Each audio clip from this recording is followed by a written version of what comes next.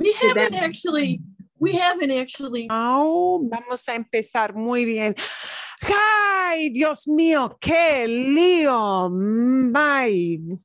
Madre mía. Bueno, vamos a practicar hoy. ¿Cómo están todos? ¿Cómo están? ¿Bien? Bien. ¿Todo bien? ¿Y tú? Mejor. Mejor, sí. Ay, a ver. Todos tenemos problemas, ¿no? Tenemos con cosas que tenemos que arreglar y todo eso. Okay, so now that I've got all that fixed, I literally did drive into the, yes, here's my wonderful bill. Okay. Vamos a practicar con muchísimas cosas. We're going to practice lots of things today. And we may, I've got an outline for what we want to do and what I want to practice with. I want this to be kind of a nice and lighthearted opening practice for everybody and maybe a little more general. But one specific thing I do want to make sure that I do is have a little lesson on qué y cuál. Qué y cuál. To kind of go through a little bit of that, because that is something that kind of came up last session. And, we didn't really have time to adequately work that. So we'll work that. And any questions you have in the middle, in between, it's fine too. So, okay. Vamos a empezar primero vamos a empezar con algo muy fácil, muy fácil. Antes de practicar con qué y cuál, antes de todo, vamos a practicar un poquito con descripciones, opiniones. Práctica muy básica con descripciones de personas o cosas. Y bueno, vamos a ver. Tenemos aquí, pueden ver la pantalla. Can you all see our screen? Sí. Sí. Adivina. ¿Qué es? Bueno, ¿cómo se dice en inglés la palabra adivina? Guess. Yes. Y pues tenemos que cambiar esto. Antes fue un juego de adivina. Before, this whole category was a guess category. Y vamos a cambiar la descripción del juego a describe. Y dime. Vamos a usar qué. ¿Qué opinas? ¿O qué opinan? Mejor decir sí. ¿Qué opinan ustedes? ¿Qué opinan ustedes? What do you guys think? ¿Qué opinan ustedes? ¿Ok? Van a ver una serie de fotos. A veces son fotos de cosas, pero generalmente son fotos de personas. Y dime, por favor, ¿qué opinan ustedes? ¡Ay! Vamos a empezar con un tema muy polémico. We're going to start with a controversial topic. ¡Ay! Tenemos aquí, desgraciadamente,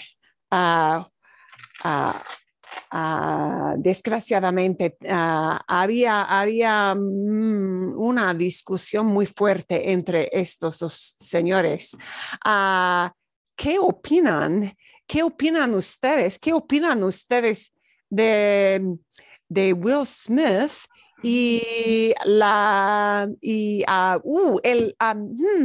es actor de comedia? Se llama Chris Rock, gracias. Chris Rock, sí. Bueno, ¿qué opinan ustedes? Primero, ¿qué pasó con estos dos? ¿Qué pasó con estos dos? What happened with these two guys? ¿Saben ustedes qué pasó con estos hombres? hubo no fue discusión exactamente. Ellos no estaban de acuerdo de algo, ¿sí? Bueno, Chris Rock le dijo al público, en la ceremonia de los Oscars, ¿sí?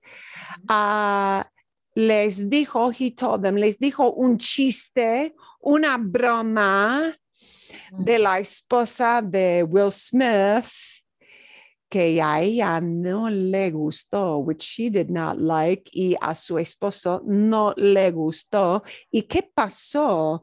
Bueno, desgraciadamente, Will Smith pegó a Chris Rock. Bueno, sí. ¿Qué opinan ustedes? ¿Qué opinan ustedes de Will Smith?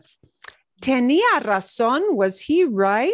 Was he in the right? ¿Tenía razón o no tenía razón? No tenía razón. Ok. En la opinión de Will Smith, en su opinión, Chris Rock le insultó o la insultó, ¿sí? Le insultó a su esposa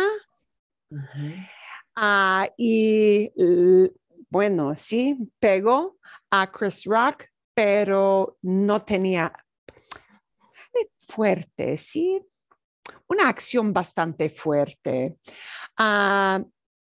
No creo que tenía razón.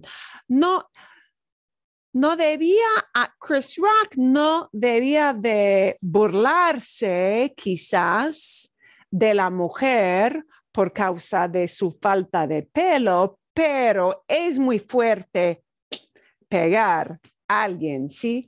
Por una broma. Ok. On account of smack. Ok. ¿Quién es? Primero, ¿quién es? Sí. Diablo. Se llama, esa Se persona Vladimir Putin. se llama así. Y su trabajo es presidente el presidente de Rusia. presidente de muchísimos años, casi 20 años, ¿no? De Rusia. Bueno, ¿qué opinan ustedes del señor Putin?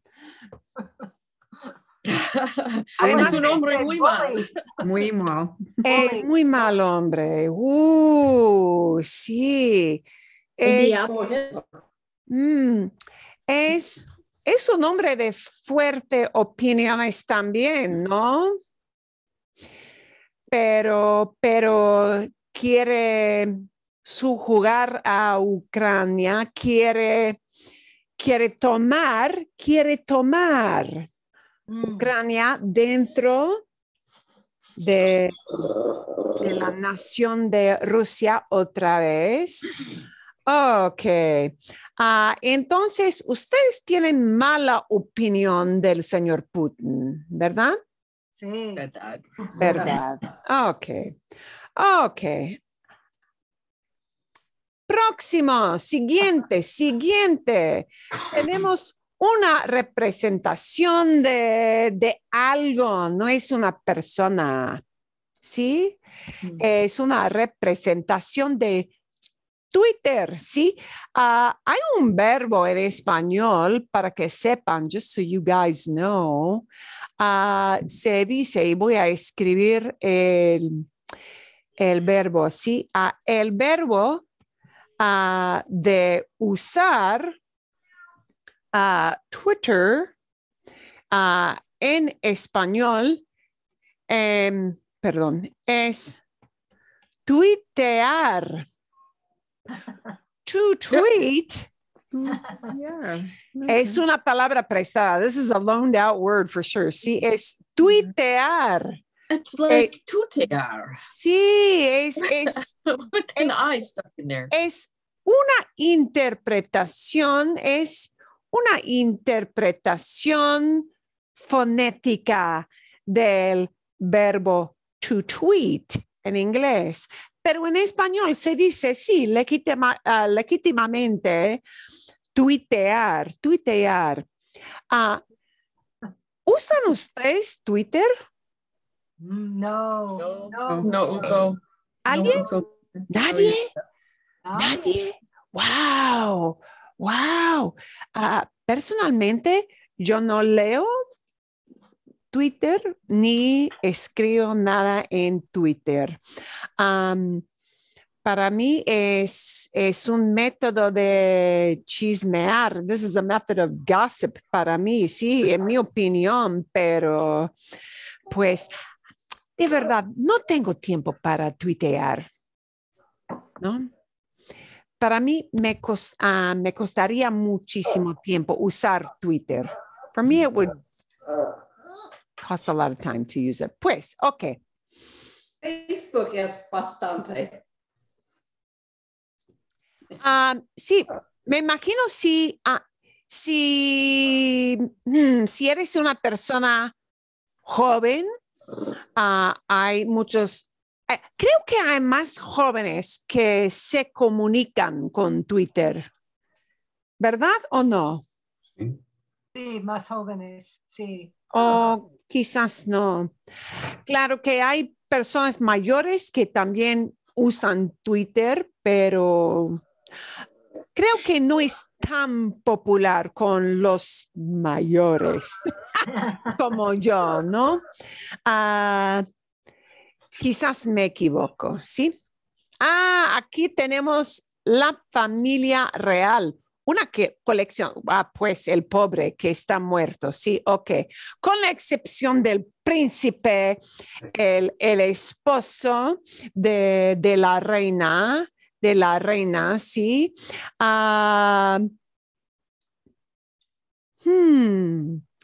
¿Son personas útiles los miembros de la familia real de Gran Bretaña? Sí. ¿O no? ¿Son Sí. buenas personas? ¿Son malas personas? ¿Son inútiles? ¿Are they useless? ¿Son útiles? ¿Qué opinan? ¿Qué opinan? ¿Quién You es? really want my opinion? Sí. Pues, ok, algo primero, más fácil. ¿Quién es el miembro mayor, el miembro mayor de esta familia? La reina Elizabeth. La reina Isabel, Isabel II, ¿no? Es el miembro mayor, sí, the oldest, sí, de este grupo, porque es mamá de 4 personas, sí, en este grupo. Sí, ¿qué creen ustedes? What do you guys think of the family? ¿Sí? ¿Qué opinan de la familia? ¿Sirven de algo?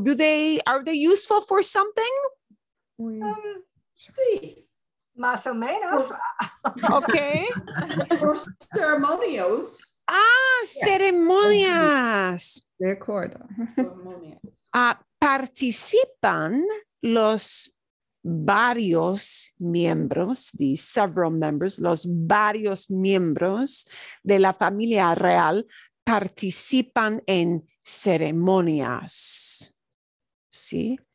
Son patrones de sociedades en Gran Bretaña, ¿no?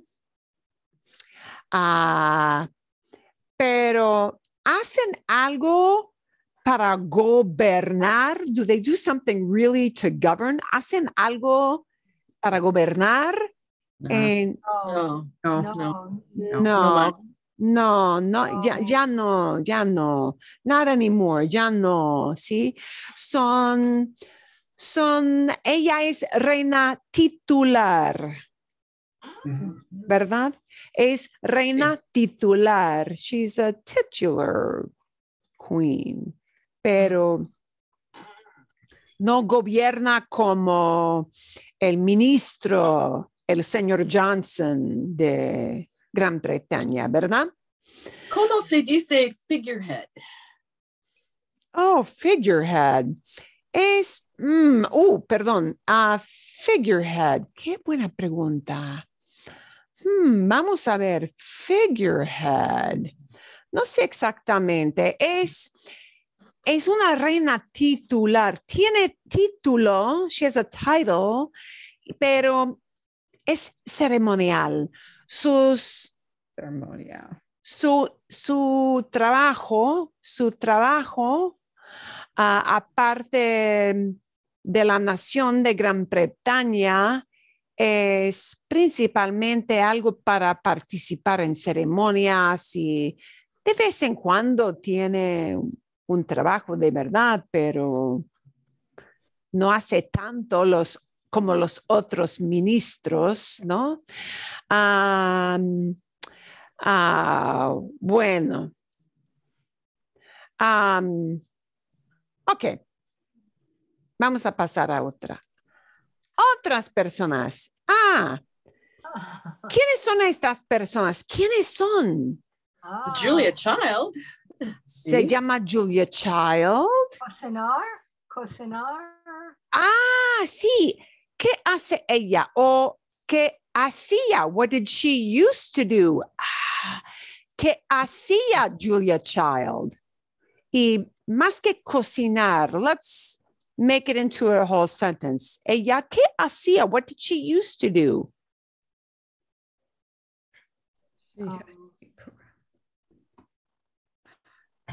How would we use that? A la francés. Un programa, television. Tenía La cocina francesa. Tenía un programa popular, ¿no? Tenía un programa popular hace años, years ago. Tenía un programa popular en la televisión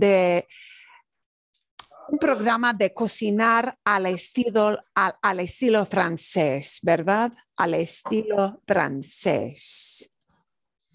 ¿De veras? Ok. Bueno, ¿y quiénes son estas dos personas? Guy Fieri. Guy Fieri, sí, él se llama Guy Fieri, sí. Rachel. Y Rachel Ray, eso es, sí, eso es. Ok, a ver, y tienen estos dos tienen la misma profesión que Julia Childs, ¿verdad? Sí. Sí. Ok. ¿Cómo se cambia? How does one change? ¿Cómo se cambia el verbo cocinar para expresar el trabajo? To give the name for that profession, a person who does that job. How do we change that verb, cocinar, into something? Cocinar. Cocinar es el verbo, ¿no? Sí. Cocinar es el verbo. Bueno, ¿cómo se cambia? How does one change? ¿Cómo se cambia el verbo cocinar para expresar la profesión? To express the profession, the job, instead of the action, cocinar. Add an O or an A. ¿Cocinaba? Sí, momentito. Voy a darles una pista. I'm going to give you guys a clue. Muchas veces, no todo el tiempo, pero muchas veces usamos un sufijo. Many times we adapt a word and we use a suffix like this to indicate it's somebody who does that job. So what do you think we're going to do with cocinar? Cocinero. Cocinero. Cocinero. O cocinera. Cocinera, cocinero, sí. Se dice chef también, sí, se oye la palabra chef también, pero ero muchas veces para expresar una persona que hace el trabajo, ¿ok? Ero, o a veces hay otro sufijo. Sometimes there's a different suffix we use to tack on to say somebody does a job. Dor. O, claro, Dora, ¿sí? Como contador, an accountant, contador, ¿sí? Pero cocinero, cocinera, cocinera, ¿bien? Ok. Bueno. Muy bien. Aquí tenemos un grupo de 4 actores, ¿verdad? 4 actores. ¿Y qué pueden decirme de este actor, el señor Hanks? ¿Pueden decirme, bueno, como dónde vive? ¿Cuáles son películas populares de Tom Hanks? Algo de Tom Hanks. Díganme, por favor, algo de Tom Hanks. Saving Private Ryan. How do you say that? ¿Es joven, es viejo, es popular, no es muy popular? ¿Qué pasa con él? Muy popular. Es muy popular. Es muy versátil. Versátil, sí, sí. Bueno, ¿tiene películas de comedia y de drama también? Sí. Sí. Sí, ¿verdad? Ok.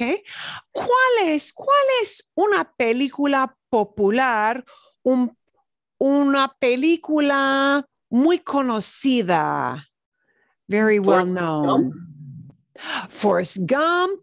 Bueno, ¿cuál es otra película de Tom Hanks? The Green Mile. Green Mile.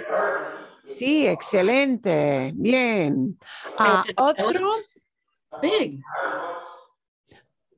¿Qué? Wasn't he in Saving Private Ryan?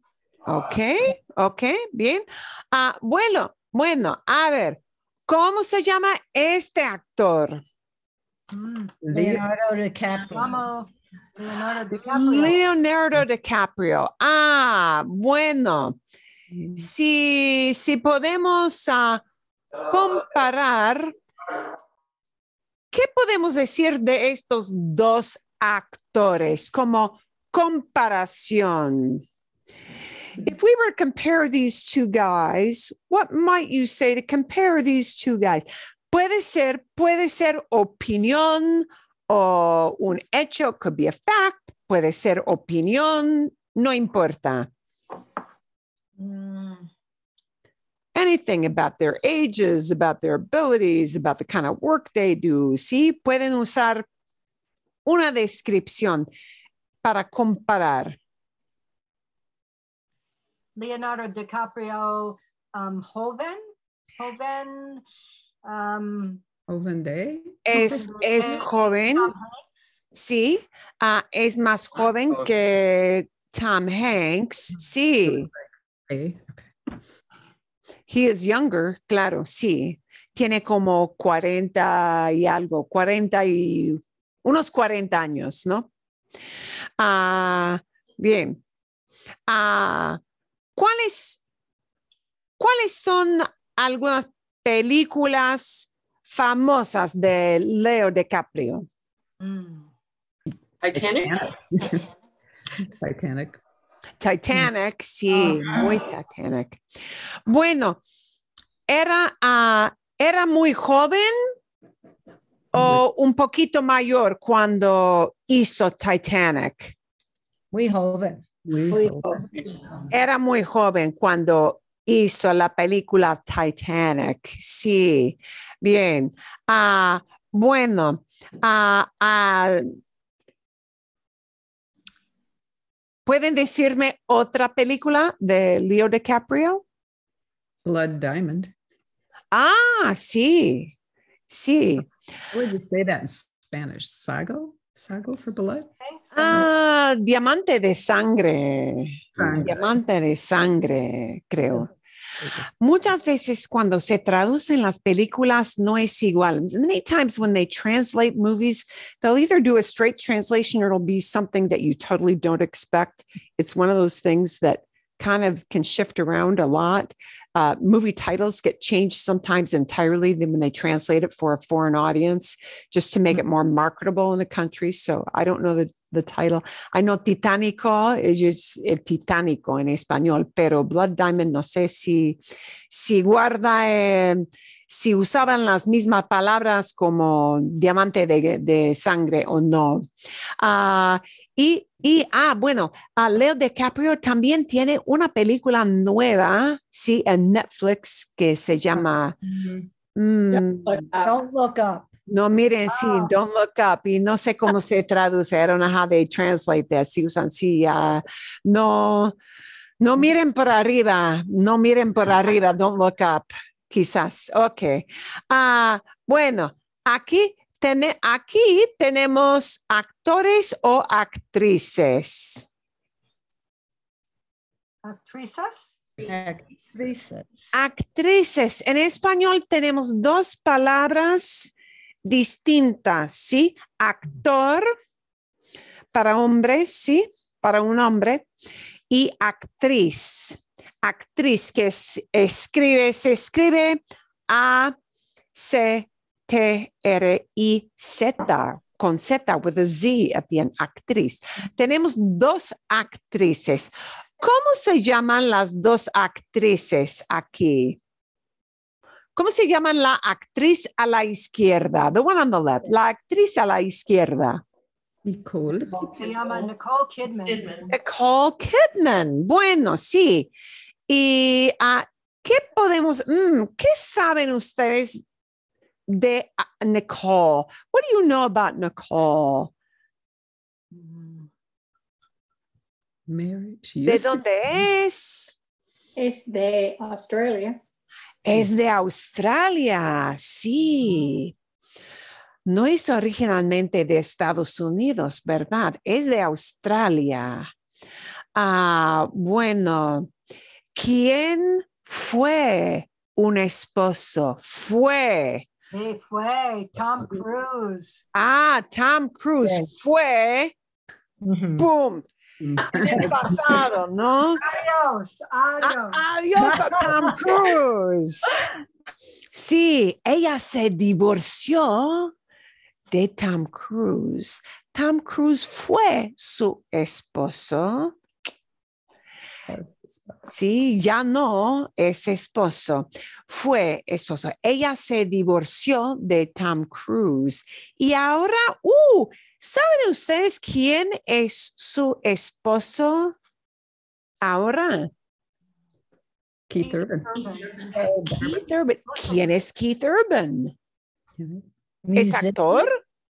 Música. Musical. ¿Cómo se ¿Es dice? músico? Sí, es cantante, cantante. Ante is another suffix, es otro sufijo que a veces usamos para profesiones como dor o ero, cantante. Su esposo ahora, de hoy en día, nowadays, de hoy en día, es cantante. ¿Es Keith Urban cantante de jazz? No. Country. Sí, es cantante de estilo country, como decimos en inglés, ¿verdad? Ok. Esta mujer, esta actriz, ¿cómo se llama? A la derecha, la mujer a la derecha. Julia Roberts. Julia Roberts. ¿Es de Australia? No. Americano. Norteamericano. Es Sí, ¿cómo se dice US person? Una persona que es ciudadano de Estados Unidos. Estadounidense. Estadounidense, exacto. Entonces, ella es estadounidense o una palabra más fácil de pronunciar quizás es norteamericana, es estadounidense. ¿Cuál es una película famosa de Julia Roberts? Pretty woman. Pretty Woman. Pretty Woman, sí. Todo el mundo sabe que bueno, no es la primera película, me imagino, pero una película muy famosa, quizás la más famosa de Julia Roberts es Pretty Woman. ¿Hay otra película de Julia Roberts? Isn't she? Steel Magnolias. Okay, Notting Hill. Oh, that's right. She was Sí, sí, she is eso. Pray Love. Was that Okay, her? Yeah. okay. El esposo fue Lyle Lovett. ¡Oh! Sí. Su esposo fue, sí. Quizás su primer esposo fue Lyle Love. Tienes razón. You are right. Hace muchos años. Sí, entonces, hace muchos años, sí, hace muchos años. Entonces, Nicole Kidman y Julia Roberts tienen algo en común. Tienen algo en común que sí, tienen o tenía o tiene esposo que es cantante o era cantante. Eso es. Muy bien. Ok. Bueno, vamos a ver. ¿Quién es este hombre? ¿Quién es este hombre? Muy famoso, muy famoso. Steven Spielberg. Se llama Steven Spielberg. ¿Quién es? Director. Sir? No. Se dice director. Director. Director. Director. Se dice director. Sí. ¿Es director o era director? Es director. Es director, sí.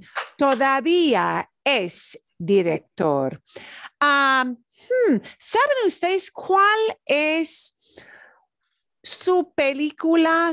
Él tiene una película nueva, una nueva película.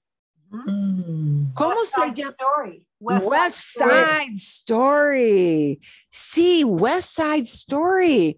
¿Es West Side Story una película de acción, de aventura, de ciencia ficción? Musical. Musical. Sí, es musical, sí, es una película de música, del baile, de cantar y todo, y de drama, claro, sí. Pero, ¿cuál es otra película muy famosa de Spielberg? Schindler's List. Star Wars. Otra vez, perdón. Schindler's List. Schindler's List es otra película y otra. E.T. E.T. Una pista. Sí. Ok. Entonces ahora tiene una nueva película de toda música y baile, ¿sí? Pero tenía Jaws, una película de un tiburón.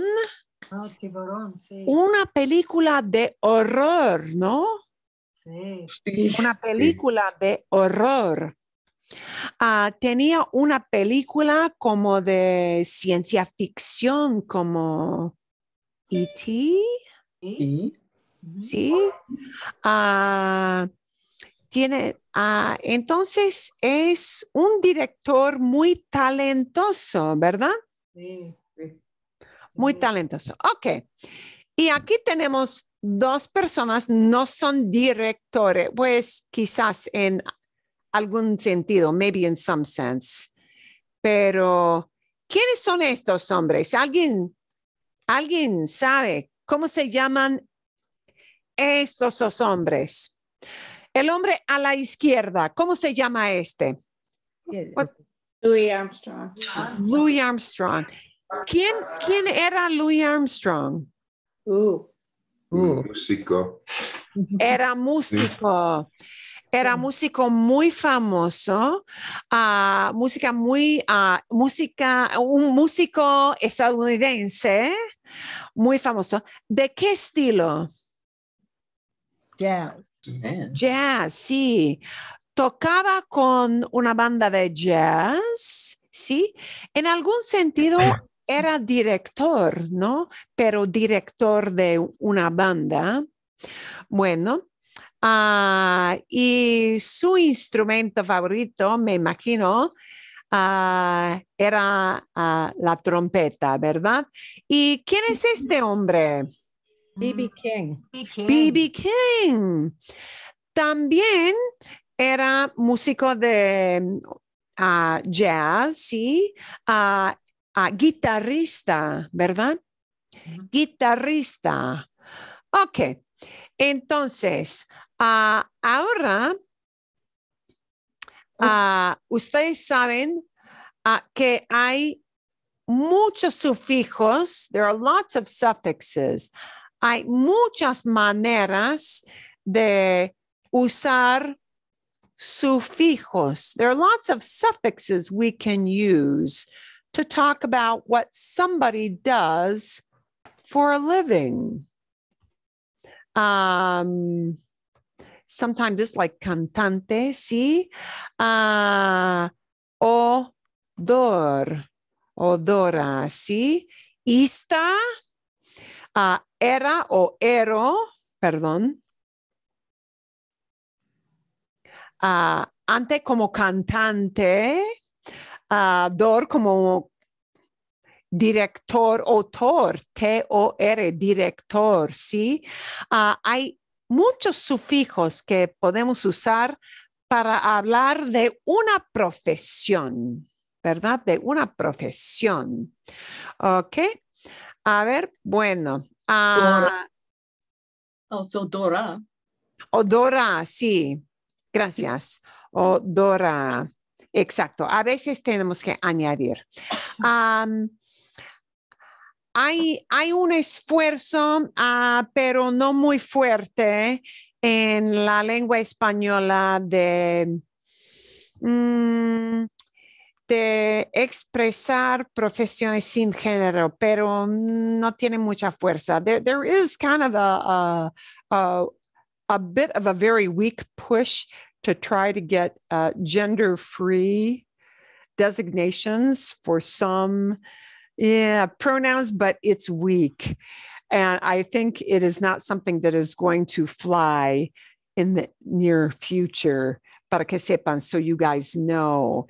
Ista, in one sense, is sort of gender neutral because ista remains ista without changing it to isto ever. Para que sepan, so you know. It would be el dentista or la dentista. El artista or la artista. So we only change the article in front. But, you know, with ero and era, we have to change that for gender. With ante, that stays the same for masculine and feminine. And again, an el or la, el cantante, la cantante, right? But that dor can change to dor or dora. There is sort of a weak attempt, para que sepan, you may hear it once in a while, to use this word or this word to say she or they, or like give a gender. I don't think it's going to get much traction in the next 50 years. There are a few people who really like it. And the vast majority, when you look on reactions to websites, they don't like it because that whole thing of being gender neutral does not work so great with Spanish, where gender is part of the language. there are certain things that are going to die really hard, people. So, para que sepan. So, Okay.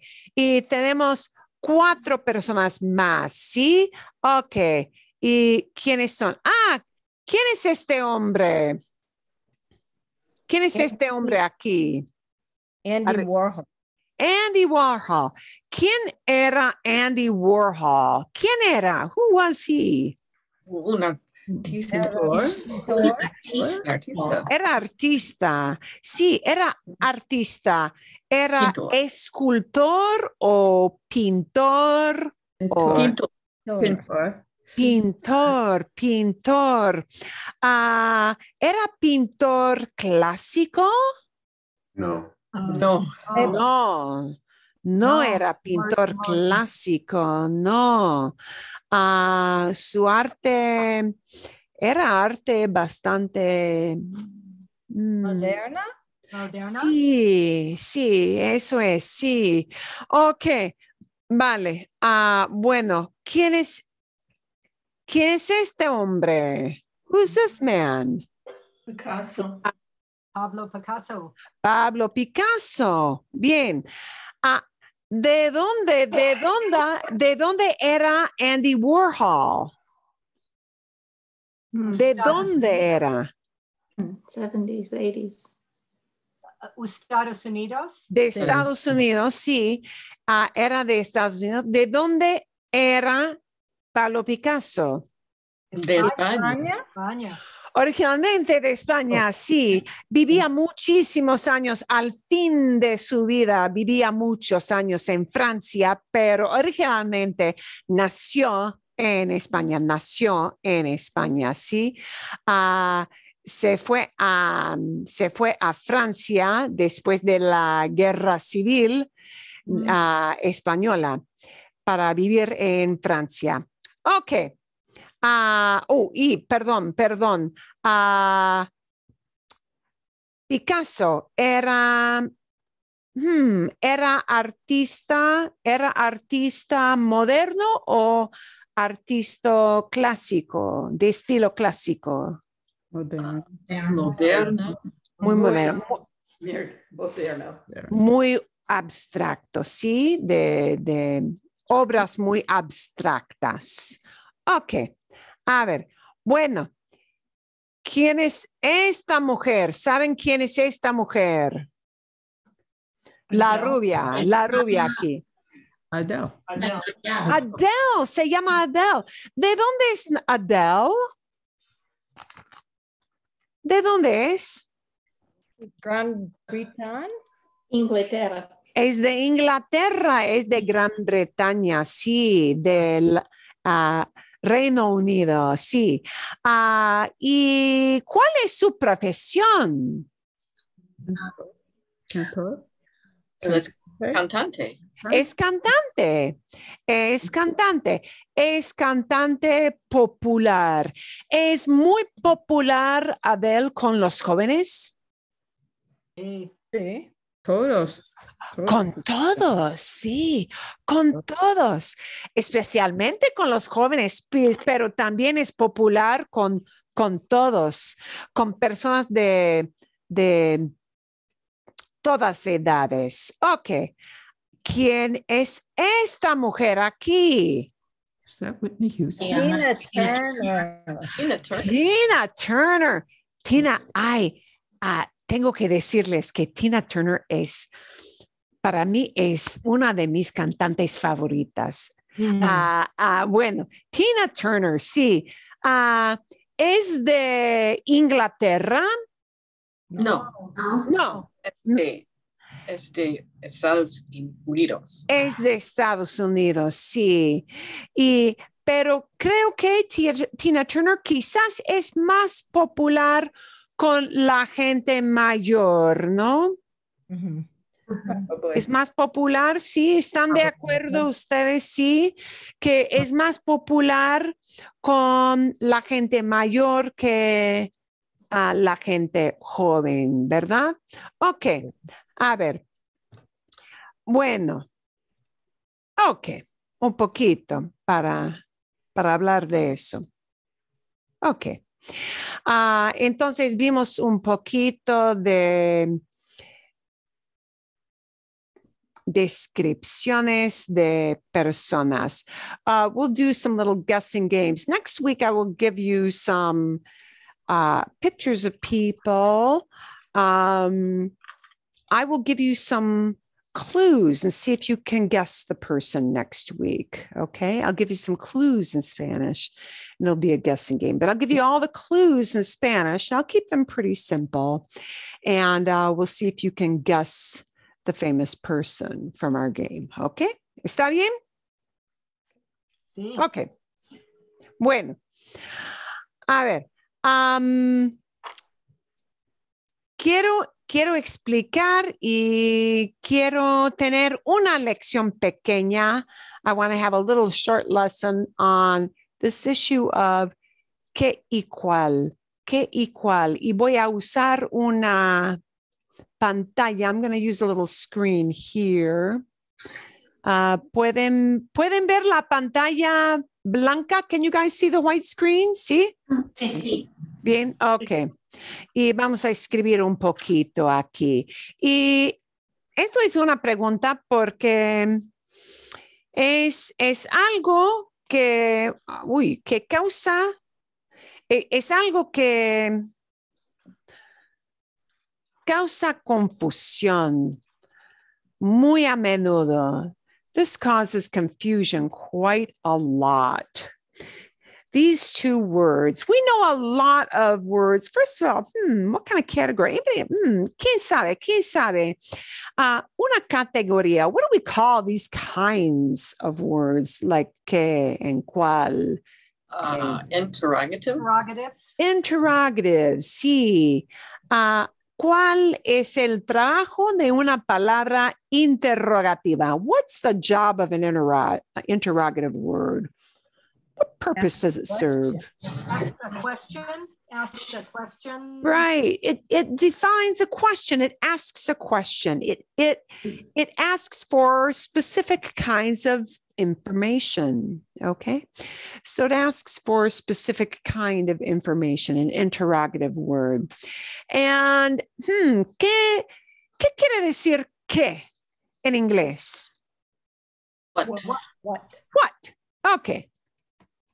¿Y qué quiere decir cuál? Which? Which. Okay. Técnicamente, sí. Técnicamente, sí.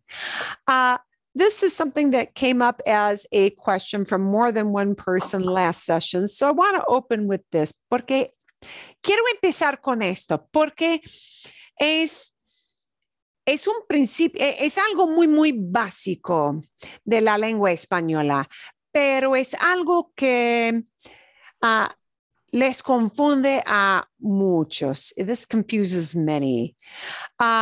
Technically, we can say that que translates as what and cuál translates as which, but this one down here, well, actually, I'm going to say for both, but especially for this one, cuál is a word that does a flippy flap quite a lot.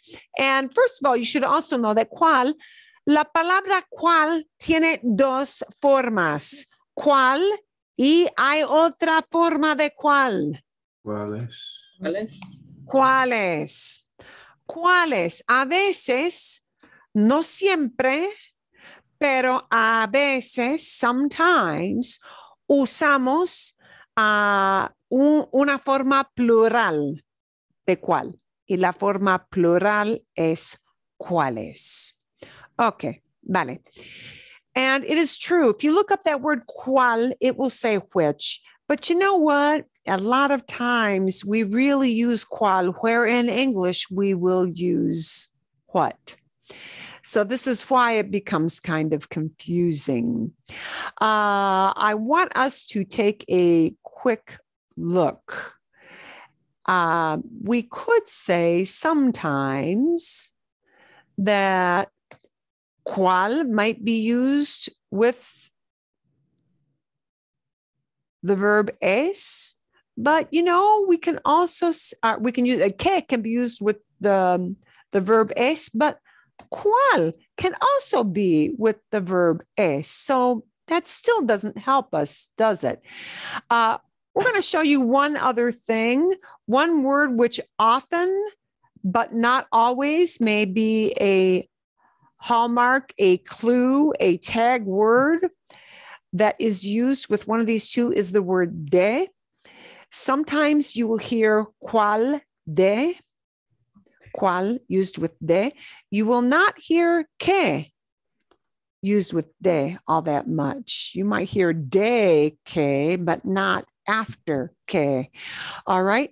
So I will be sending you for our post-class email a sort of longer explanation, but sometimes you can get bogged down in some of this. So we're going to take a nice quick look. Oui.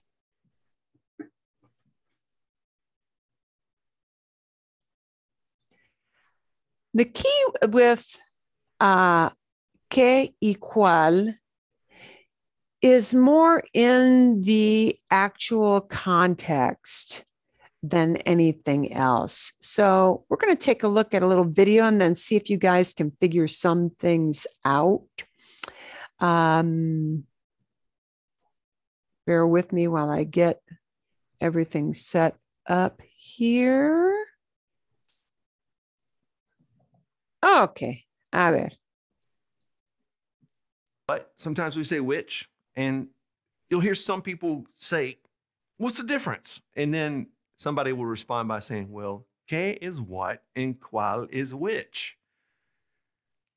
Yeah, sometimes, but not always, okay? So the first thing I want to tell you about these words is that you can't go on the English. Okay? You can't go on the English. We have to look for the context of how these two are used. If you go only by what or which, you'll get messed up. Okay? Okay. You can't always go on the English. Sometimes we go cuál. I'm using cuál in this sentence in Spanish. I see here, you know, you're reading a sentence in a book or something and it says cuál, but wait a minute. In English, I say what is something. So why would it not be que instead of cuál? So that doesn't always work. If you try to translate this back to English, it's not always going to work, okay? So what's more important is to understand the rules behind when I use que and the rules behind when I use cuál. Because understand, when you translate it back to English, it can be either one, what or which, okay? All right, now before we jump into the rules of this whole thing, let's put these two words on our screen. First we got que, and then we got cuál, and I want you to notice something about these words. They both have accents, right?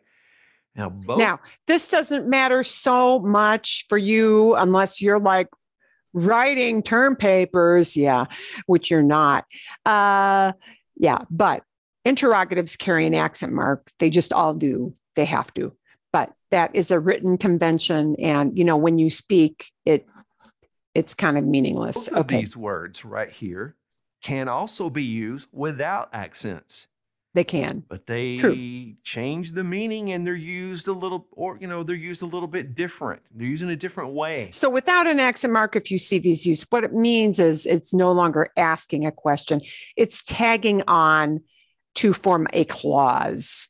So you often see the word que and cuál without an accent mark, and then it will be part of a clause, meaning it's tagging on a little sentence within a sentence, something that will describe or differentiate something, some particular noun or event. Okay. So that's not what we're talking about. So I want to just go ahead and establish we're talking about que with an accent, and we're talking about cuál with an accent, okay?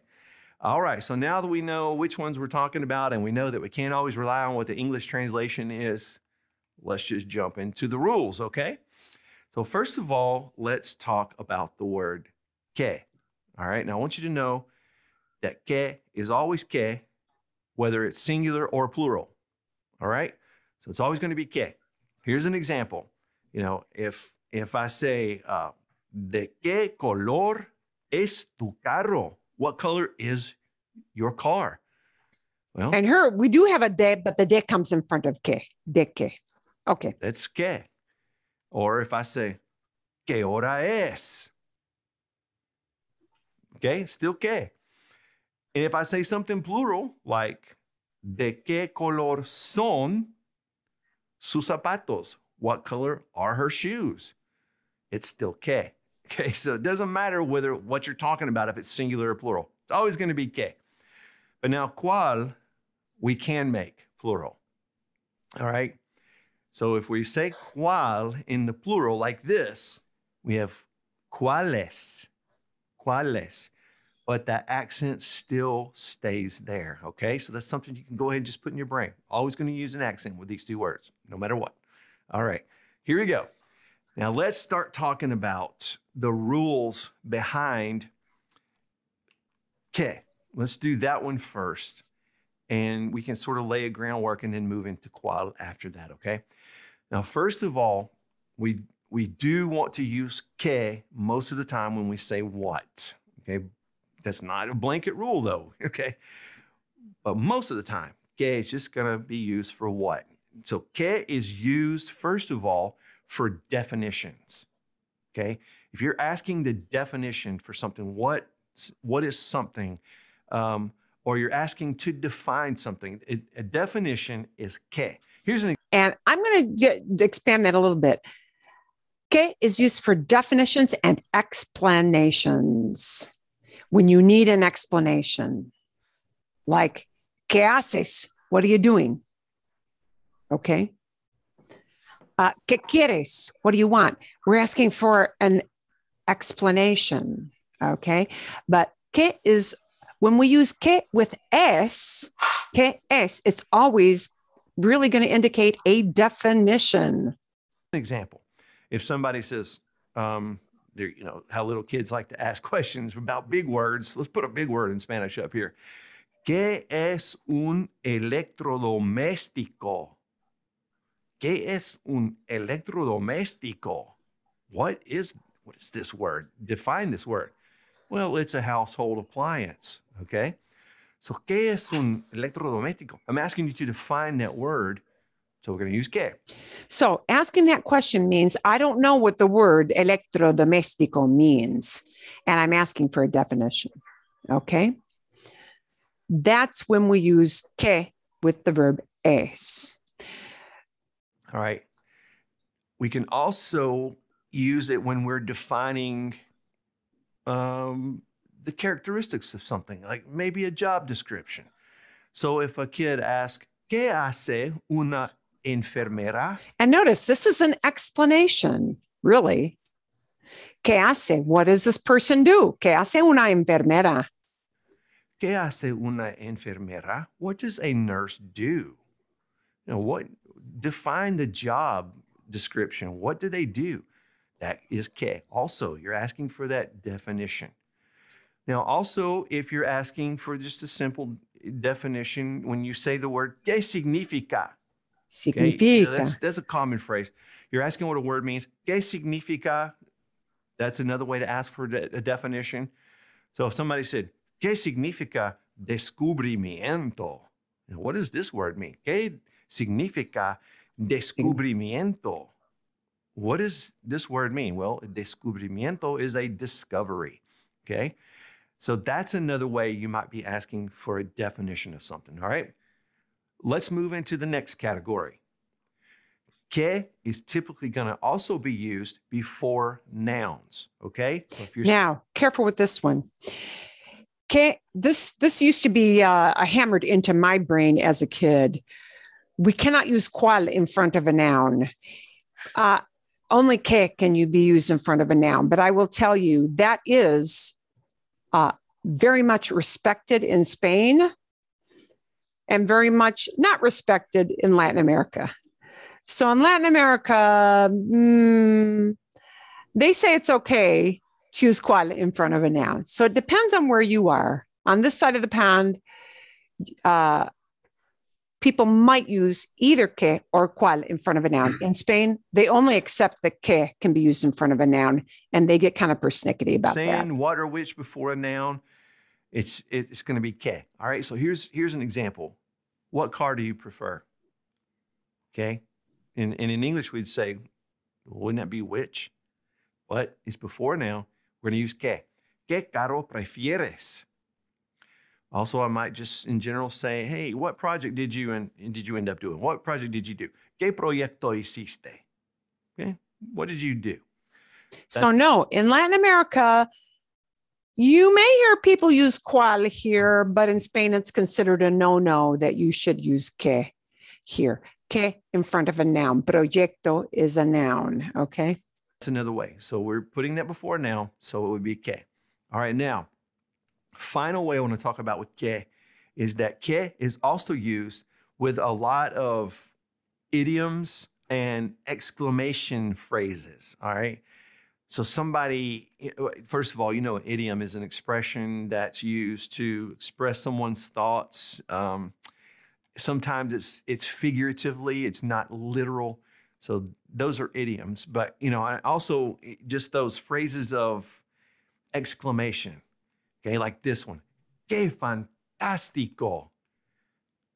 That's fantastic. Or how fantastic. That's going to be que, all right?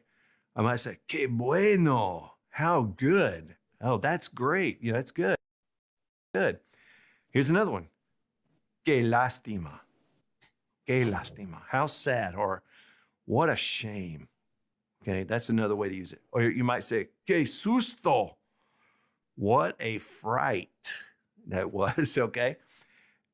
Here's another one you might find common in for people that have a little less social filter. They'll just tell you like it is. They say, ¿y qué? And what? Or they might say, ¿y a mí qué? And they're saying, so what? Yeah. And what? And to me, what? So what? Okay. You'll also hear this, ¿para qué? And ¿por qué? Asking for what reason or why? For what? Okay. Now, this one is kind of a separate thing. We may get to this tonight. We may get to it next week. Kind of depends on how the night rolls. But por qué and para qué, que can be used with both por and para.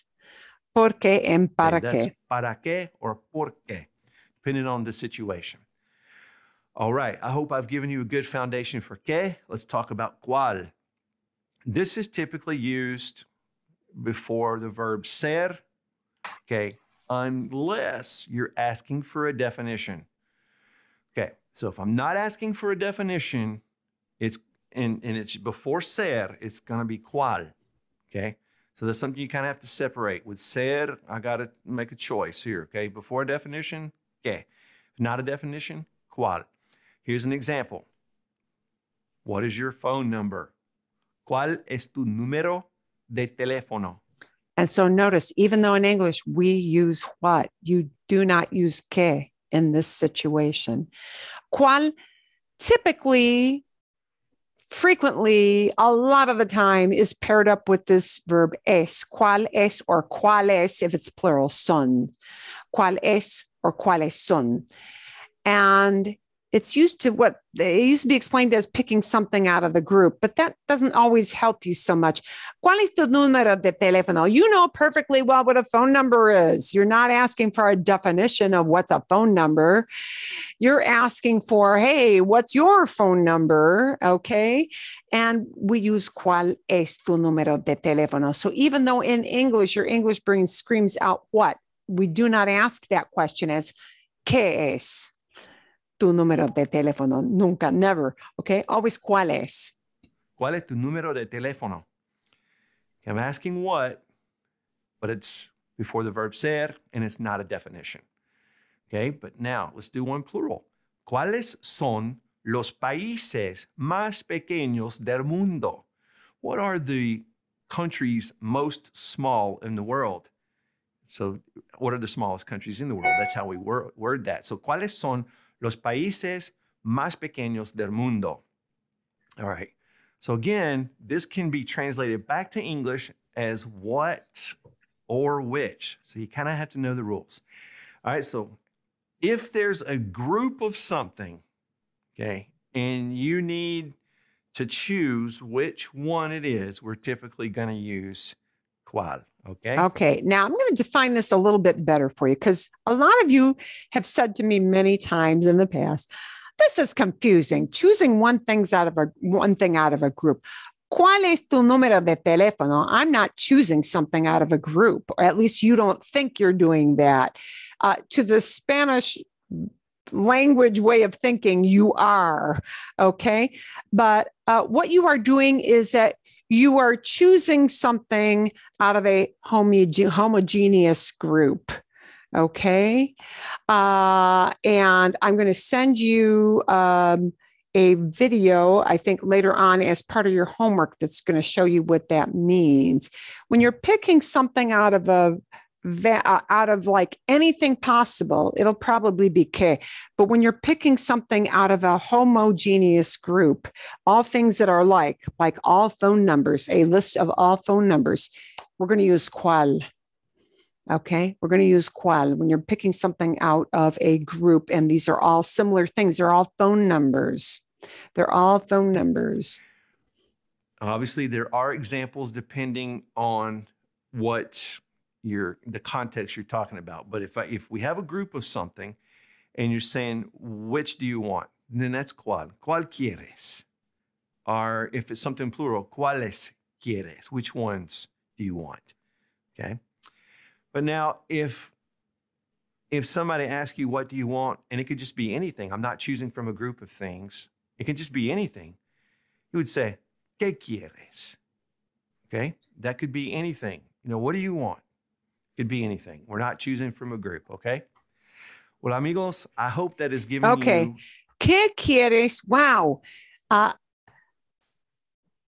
¿Qué quieres asks, what do you want when I don't know what group I'm picking out of? Okay, so you're in a souvenir store or you're in a restaurant, right? ¿Qué quieres makes more sense because what do you want? Well, they have no idea. But if they bring out, for example, por ejemplo, if somebody brings out a tray of all kinds of different desserts, okay, and you're picking something off, those little dessert carts, the trays that they wheel down the aisle, that kind of thing. Yeah. Okay. Now you've got a homogeneous group. These are all desserts. And somebody may ask you and said, ¿cuál quieres? Which one do you want? Because we know more specifically, you're choosing out of this group of items. And so that becomes something that is zooming in more, if you will. We had, I thought, a little something here. Okay, vamos a ver. Let's take a look. Let's see if you can figure some of these out. I'm going to send you into some breakout rooms. And actually, you're going to see these as, I'm going to show you how you're going to see these. I want you to discuss in some smaller groups which ones you think are going to make sense. So I'm going to show you what these will look like ahead of time. And then we'll come back and see how well you did with these. Okay, aquí. And technically, these had nice little things you could move around. You won't be able to move these around. But if I were to stack these all up, we're going to use cuál or qué in these situations. And think of this great big blank as where we insert something. And you've got 8 examples. I want you to figure out, discuss in your group, whether you think it's going to be cuál or qué to talk about these things, to formulate these questions. We've got celular, cell phone. We've got estación, season. We've got cumpleaños, birthday. We've got la fecha, date, D-A-T-E, meaning a date on a calendar, not a romantic date. We've got reunión, meeting, capital, obvio, habitación, room, like especially a hotel room. Okay, and you're going to form some questions, and I want you to kind of discuss with your partners after I send you and this will appear in your breakout rooms. Okay, so I want you to just scribble little notes. I'm only going to give you really about 3 or 4 minutes to figure this out. Come back, see if you can figure out which one makes the most sense. You'll be in little groups of about 3 or 4 people. Uy, okay, vamos a ver. Sí, this will make sense. Okay, after you all click on the join button and get into your breakout rooms, I'll be able to send this screen to you. But everybody's going to have to hit the join button first.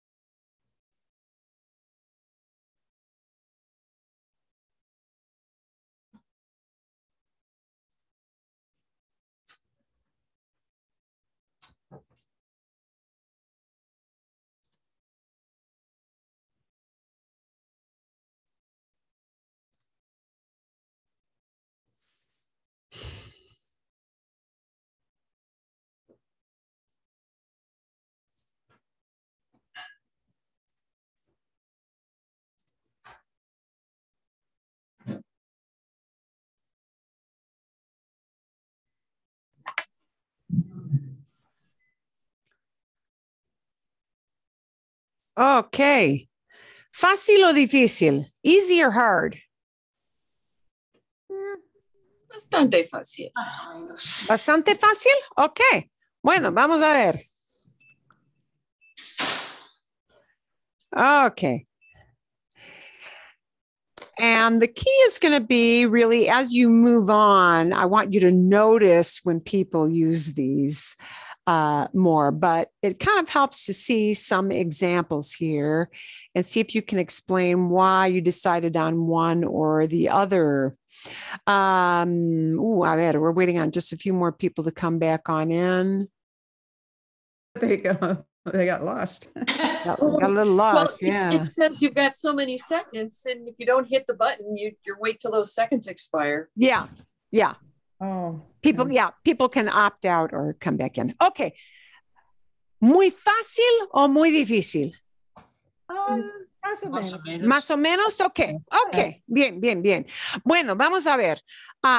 ¿Cómo se dice? ¿Cómo se expresa? And we're going to show you one little trick here, which will maybe help. Celular. La primera pregunta, ¿cómo se dice? Which one would it make sense? ¿Cuál o qué? Because you're asking for a definition. You're asking for a definition. Okay. Aquí, sí. Exacto, sí. ¿Qué es correcto aquí? ¿Qué is correct here? Oops, it won't let me move them around. Okay, so ¿qué is what we would use? ¿Qué es un celular? I want you to notice something. If I were pointing to a pile of cell phones, you know, because there were a bunch of them in there, you know, you might say, ¿cuál es tu celular? If I change that word un to tu celular, your cell phone, then that changes the meaning. Okay. So that's why this whole process of knowing the context makes a difference. Okay. ¿Cuál es tu celular? But we don't have tu celular. We've got un celular. That is definitely asking for a definition. Okay. Estación favorita del año. ¿Cuál? ¿Por qué usamos cuál? Why do we use cuál here? It's your choice. Picking out of a group. Yeah. It's a choice. And that word estación is a very homogeneous group. It's a very closed group of this many things.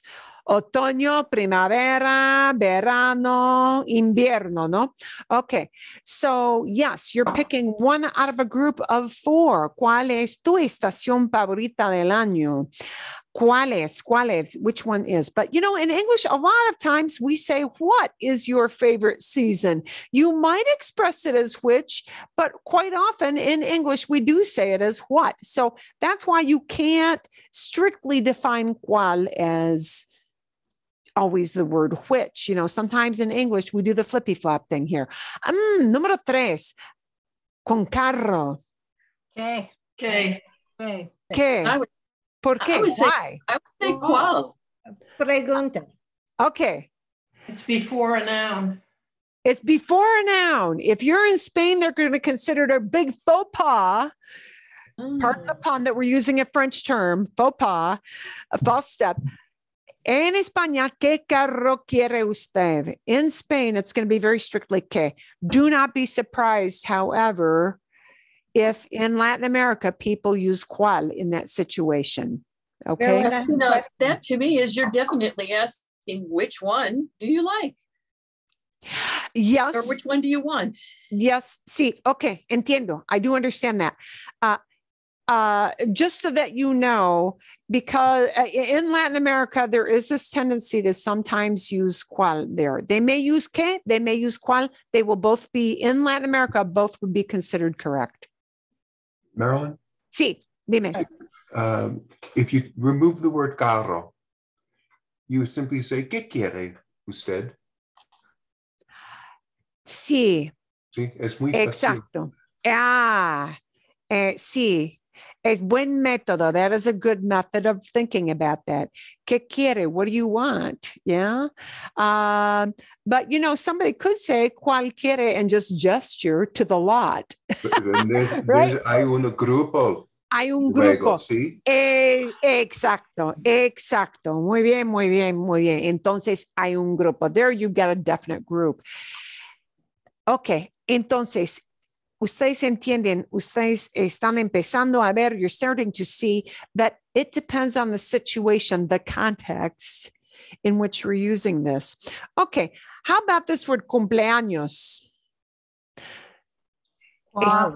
Well, ¿Cuál? ¿Cuál?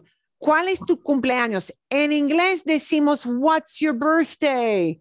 Pero en español, no. It would be considered super incorrect in Spanish to say, ¿qué es tu cumpleaños? That's like asking, I don't know what the term tu cumpleaños means. Like, I don't know the definition of that word. Nobody will ever, you'll never, ever, 0% ever hear anybody say, ¿qué es tu cumpleaños? Will they know what you mean? Yes. But will it sound very weird to them? Yes. It will sound very weird. It's got to be ¿cuál es tu cumpleaños? ¿Cuál es tu cumpleaños?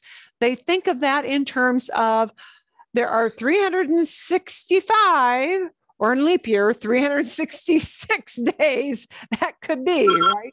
So you're choosing out of a very finite group. ¿Cuál es tu cumpleaños? Es la fecha de hoy, today's date. ¿Qué o cuál? well, Wow. we went with claw. Yeah, ¿Cuál? Again, we're not asking for a definition. We're asking you to pick something, which one off the calendar, right? ¿Cuál es la fecha de hoy? ¿Cuál es? ¿Sí? Número 6. Isn't fecha a noun? It is, but, okay, take a look. It's not ¿qué fecha? Karen, I could flip this around and say, ¿qué fecha? ¿Qué fecha es el día de tu cita con el dentista? What date is the appointment with your dentist? ¿Qué fecha? If they're right next to each other, okay, in front of a noun. But once I've got that verb es, it's not just ¿qué fecha? It's ¿cuál es la fecha? ¿Cuál es la fecha? All right.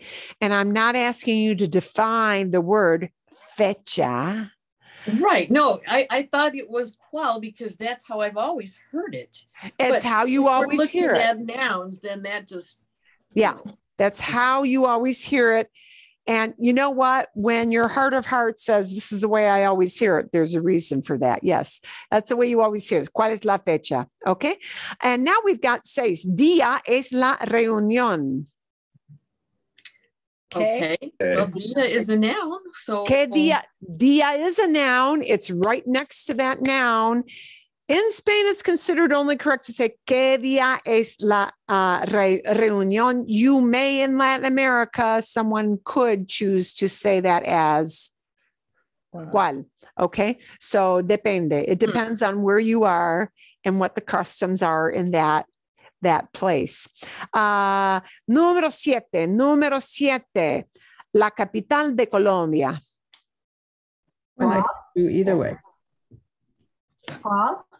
Well, if you have, because the word lies in there, if you aren't looking at it being in front of the noun, then it's cuál. So our first thing is we've got es, and we're not asking for a definition of the word capital. Right.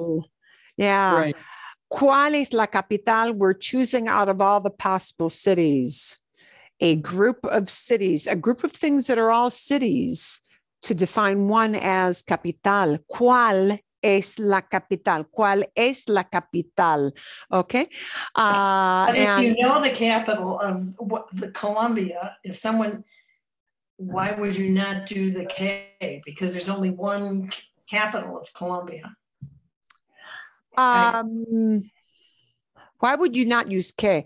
You would never, never for 7 hear anybody say, ¿Qué es la capital de Colombia? No one will ever phrase it that way because that's like asking for a definition. You don't know what the word capital means. Okay. Okay. Que is used very strict. ¿Qué es? More importantly, ¿qué es? Is specifically used to ask for a definition or an explanation. And I'll send you a little second video to watch as homework so you can get that down a little bit. And I'll show you why it will be important to watch that. Okay. Y número 8 es mi habitación. Imagínense, imagine that you're in a hotel asking for your key on this one. Habitación, a hotel room. Well, ¿Cuál? ¿Cuál? Okay. Here, definitely, nobody would ever ask this question with ¿Qué es? What's my room? In English, you see why we're doing it. A lot of times we say, what is my room? Or you might say, which one is my room? But yeah, ¿Cuál es mi habitación? ¿Cuál es? Which one is? ¿Cuál es? ¿Cuál es? Okay, ¿vale? Okay. What I'm going What about what is my room number? ¿Cuál es el número de mi It's habitación? still cuál. Okay. Still cuál. Still cuál. Okay. I'm going to show you a little short video, and I might actually send you two, to be honest, because they do different things. And I need to see if I can advance.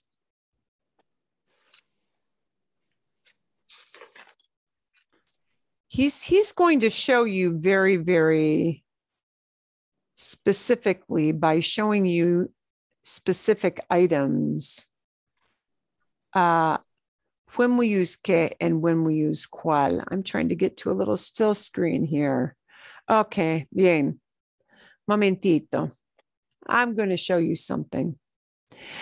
I'm going to send you this little video because he doesn't explain any rules whatsoever. Not really, okay? But what he's going to show you is a couple of examples.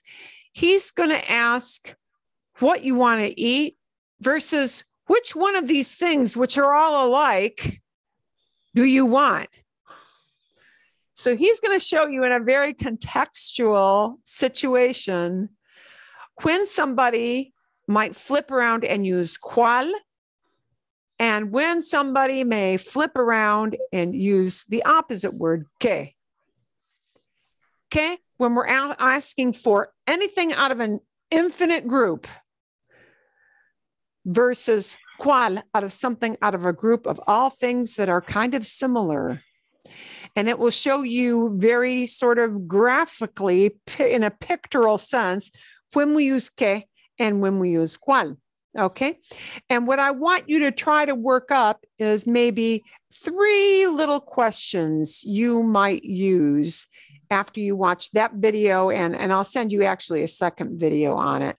3 little just everyday questions where people may use que or may use cuál, like on the street, simple, in a hotel, in a restaurant, in a shop where you're shopping for a present, any of those kinds of things. Just make up your own kind of questions.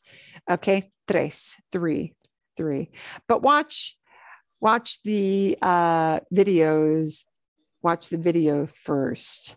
I'm also, tiene ejemplos, does it have examples? I thought I had one that had, I thought I had a web page that had questions. Oh, it did. I'll send you one other web page. It will have a set of kind of fill in the blanks like what we did in class. But you'll have to scroll way, way, way down to the bottom, okay? And it's going to have lots of rules. So don't get too bogged down on the rules. See if you can, figure it out. Do know that also the word cuál de is often a combination that you hear too. So keep that in mind, okay? If you've got a blank and then a de after the blank, it's going to be cuál. So I'll send you my my little links to pages in the email. I'll send you an email after class with little links to pages that we use in class, links I want you to watch for homework. Okay. I'm also going to send you a little video just for your listening pleasure, just for listening comprehension.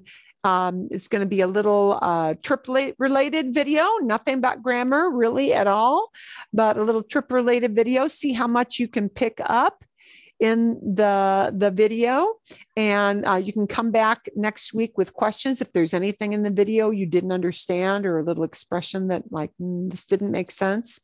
You can do all of that, and next week we're going to dig a little bit more into when do we use para qué, or when do we ask por qué, por qué, por qué, or para qué, because they're going to mean two different things, and kind of ponder, might I know reasons why I'll ask a question using para qué versus questions asking por qué. Think about that a little bit. Okay, bien? Vale? Sí. Okay. Bueno, excelente. I promise next week I am not going to have any car breakdowns that I have to deal with. And I'll be, uy, ay, gracias a Dios. Sí, llegué a tiempo. I did get here just barely in time. But, okay. Bien.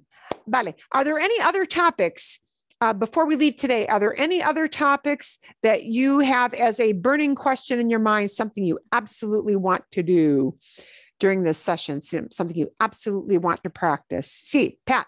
This is just a real short one, maybe, but I was doing Duolingo and they were confusing me with the desde versus desde que, like when to use one, and has something to do one with a clause and one not. But I had to go look it up because I was just trying to get, well, this sounds right. I had no idea. Yeah, clause. Yeah. I mean, sometime if you have sometime. Yeah. No urgency. I'm going to say this. We're also going to look next week as when we use que to add in extra information, not asking a question, but asking extra information. So how we employ this word que again to identify something in a more exact way. And I'll preview this with an example because we'll talk about this next week. Different ways we use this word que. You saw a bunch of ways in the video today. Sometimes we use que without an accent mark, but you only hear people saying that, so you won't hear the accent mark, right? It's a written thing, a written notation. Sometimes you'll hear use que used to bring in an extra clause, meaning I am describing something with in greater detail. Okay, por ejemplo, por ejemplo, I have a very exact description here, and I'll show you what I mean. So we're going to kind of riff on this a little bit next week. If we looked back at this picture again that we used earlier, I might say, el hombre que toca la trompeta se llamaba Louis Armstrong, the man who was playing the trumpet. El hombre que tocaba la trompeta, the man that was playing or the man who was playing. That's another way we use que. And we're going to explore that more next week and ask you to create some little examples based on pictures you see. Or I might have said, el hombre que toca la guitarra se llamaba B.B. King, the man who was playing the guitar, or the man that is playing the guitar. And we use que where we would use that or who, and more information. Que tocaba la guitarra versus que tocaba la trompeta. Bien? Okay. So we'll look at some examples of that again next week. It's going to be a lot more using que, but I'm going to give you some pictures and ask you to get into some smaller groups and ask you to also use que with some little clauses with some descriptions. Okay? Bien? Bien. Bien. And they'll be easy. It's not going to be, E equals MC squared. They're all going to be easy, the man that's on the left, the woman that's on the right, the kids that are playing in the park, that kind of stuff, the woman that has a red dress, that kind of description using que. All right. So we're going to expand a little bit and use que in some different ways too. Bien? Bien. Okay. ¿Entienden? Understand? Make sense? Sí, sí. Bien, fantástico.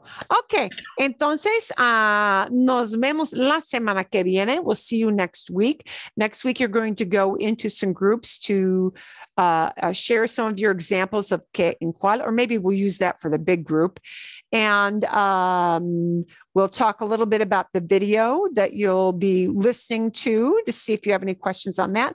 And we'll be using que in some different ways with para que, porque, and que to add some descriptions on.